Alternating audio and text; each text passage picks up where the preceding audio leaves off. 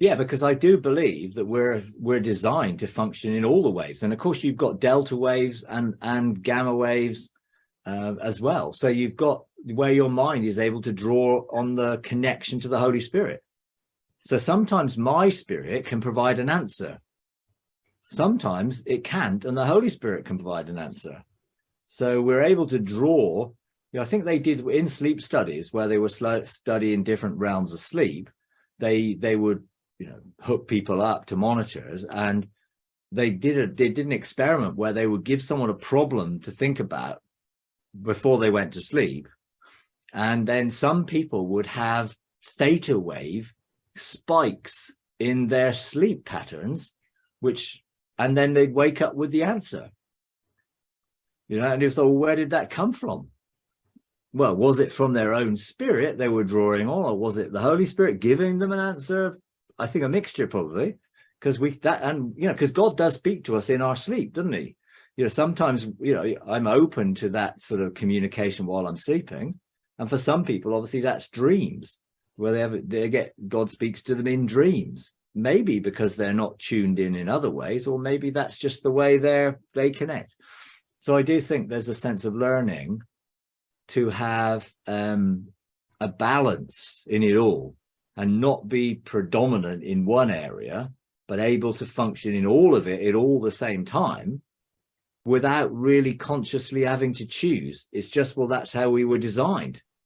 We're connected to the spiritual realm, we're connected to the physical realm, we're connected to sort of our own creative abilities, our identity, and therefore all of that should sort of, I think, promote a very balanced mind ability. And some of that then gives you abilities with the mind which are more intuitive, so that you can sense things and feel things in a capacity, and you could call, some people would call them empaths, that they tends to be able to connect with people's emotions and feelings and thoughts. And obviously you've got some people say they've got the ability to read other people's thoughts. Now, what is that?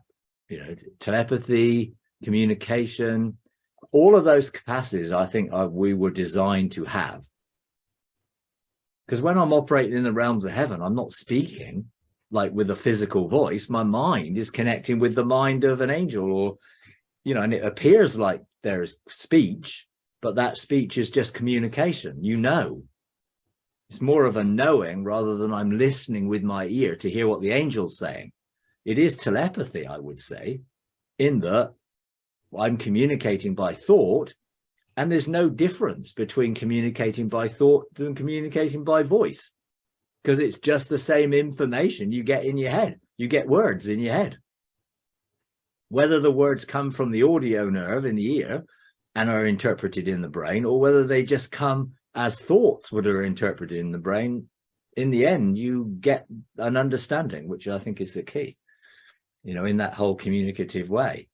But I do believe that we are being restored, and therefore all of the abilities that God intended us that we have are being restored. And that, I think, is functioning spirit, soul, and body in a oneness state, connected with God, and therefore able to do the things Jesus did, able to choose realities with our consciousness.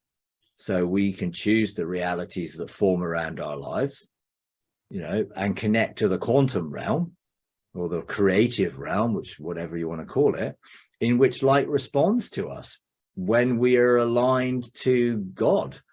So when we are operating in sonship, creation responds to us, light responds to us. And when we learn to choose a reality, that reality can form around us. And I think there's a limit to what you can do on your own. I can't choose a reality that will change everyone else's reality. I can choose the reality that will affect me, and that can then influence somebody else if they see the change in me or what's happened in my life, but I can't change theirs directly. And if we're going to change something on a wider scale, I think we need to think about that from a union of minds, one mind of Christ's mind, that we are together in one heart, one mind, one spirit, which is what they sort of described in the early church. There was this, seemed to be this connection that they had, that they were one.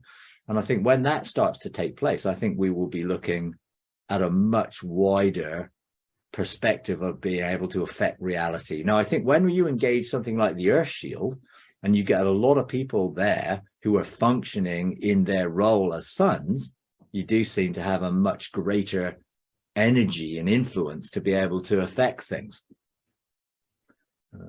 But we need to start, obviously, with our own life, I guess, and learn to go from there.